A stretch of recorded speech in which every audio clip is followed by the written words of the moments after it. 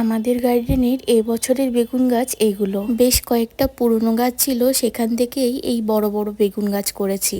এবার আর নতুন করে কোনো বেগুন গাছ লাগানো হয়নি, পুরনো গুলোকেই যত্ন করে এত সুন্দর গাছ হয়েছে। তাতে আবার ভালো ছোট ছোট বেগুনও হয়েছে। একে বড় হওয়ার জন্য অনেক খাবার দিতে হবে, তবেই এ পরিপক্ক হবে। না হলে ছাদ বাগানের বেশিরভাগ ফসলই খাবারের অভাবে তাড়াতাড়ি বড় হয়ে যায়। তাই ছোট ছোট ফল এসেছে যেহেতু, তার জন্য কিন্তু একে খাবার দেওয়া হচ্ছে একটা মিক্সড ফুড। সমস্ত রকম জৈব খাবারগুলোকে একসাথে মিশিয়ে কিন্তু গাছে দেওয়া হচ্ছে। তবে একটুখানি মাটি খুঁচিয়ে নিয়ে টবের চারিপাশ দিয়ে দিতে হবে, গাছের গোড়ায় কিন্তু কেউ দেবে না।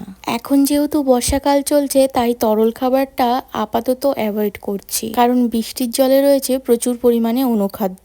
একে মিক্সড খাবার দেওয়া হয়েছে, তার মধ্যে আছে বিশেষত ভার্মিকম্পোস্ট, কলার খোসা, ডিমের খোসা, এইসব জাতীয় খাবার কিন্তু দেওয়া আছে। সাথে কিন্তু সাব ফাঙ্গিসাইডও আছে।